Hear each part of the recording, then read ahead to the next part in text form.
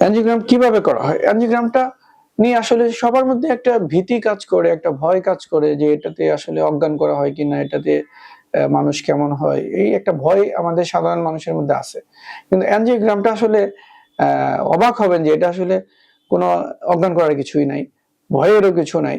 বরং হাতে যেরকমভাবে একটা ইনজেকশন হয় এরকম হাতে একটা আমরা ইনজেকশন দিয়ে এই রক্তনালী দিয়েই আমরা ভিতরে ঢুকে যাই। ওখানে যাইয়া এক ধরনের তরল ডাই দিয়ে আমরা ব্লকটা দেখতে পারি। তো এটা করতে আসলে ভয় পাওয়ার কিছু নেই এবং কোনো অজ্ঞান করার কিছু নেই। রোগী নিজেই দেখবে যে কি করতেছি, কি হইতেছে, কোথায় ব্লক আছে কি না এটা আমরা সাথে, সাথে বলে দেই যে আপনার এই অবস্থা বা এটা আছে। তো এইজন্য অ্যাঞ্জিওগ্রাম নিয়ে এই ভীতিটা আসলে আমাদের মানুষের থেকে দূর করা উচিত। অনেকে অ্যাঞ্জিওগ্রাম করতে দেখেন দেশের বাইরে চলে যায়। অথচ এটা এত ছোট একটা পরীক্ষা যেটা করতে মাত্র ১০ মিনিট লাগে। ১০ মিনিটে সব করে শেষ করে ফেলা যাবে।